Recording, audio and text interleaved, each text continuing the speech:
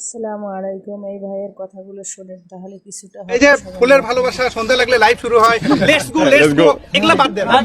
আপনি কিছু বলেন, আপনি তো পেশ সম্পর্কে অনেক হ্যাঁ। আসসালামু আলাইকুম ভিউয়ার্স, আমি তো আসলে প্রযুক্তির মানুষ, ফানি ভিডিও বা এগুলো তৈরি করি না। আমি সবসময়ের জন্য ফেসবুক বিষয়ে পরামর্শ দিয়ে থাকি। তো ভাই যে কথাটা বলছে খুবই চমৎকার কথা বলছে, সেটা হচ্ছে আমরা একটু কিছুদিন কাজ করার পরই বলি যে ভাইরাল কেন হচ্ছে না, কেন আমাদের মনিটাইজেশন আসতেছে না, কেন টাকা ইনকাম হচ্ছে না। ভাইরা কিন্তু একদিনে হয়নি সাকসেস। আমি আমার কথা যদি বলি, আমি 3 বছর পরে আমি আমার পেজে মনিটাইজেশন পাইছি। করোনা হচ্ছে আমার জন্য আশীর্বাদ ছিল। আমি তখন কাজ শুরু করছি 22 সালে আমি মনিটাইজেশন পাইছি, কারণ তখন আমার ফলোয়ার লাগতো 10,000 6 লক্ষ মিনিট ওয়াচ টাইম, সেইটা পূরণ করে আমি পাইছি। আর আপনারা এখন ওয়াচ টাইমও নাই, একটু ভালো কন্টেন্ট তৈরি করলেই কিন্তু ফেসবুক নিজের থেকে ভাইরাল করে দেয়।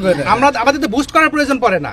ভাইরাল আপনারা জানেন, এই জন্য অর্গানিক ভাবে কাজ করে পেয়েছে। এই জন্য আমার একটা আহ্বান আপনাদের কাছে থাকবে, অবশ্যই আপনারা লেগে থাকবেন, ইনশাআল্লাহ আপনারা সাকসেস হতে পারবেন। এবং অবশ্যই যেন সেই কন্টেন্টটা ভালো হয়, নোংরামো না, আজে বাজে কন্টেন্ট না। এখন তো ফেসবুকে অনেক ধরনের অশ্লীল কন্টেন্ট আমরা দেখছি, আমি ফ্র্যাঙ্কলি বলছি কথাটা, আজে বাজে অনেক কন্টেন্ট।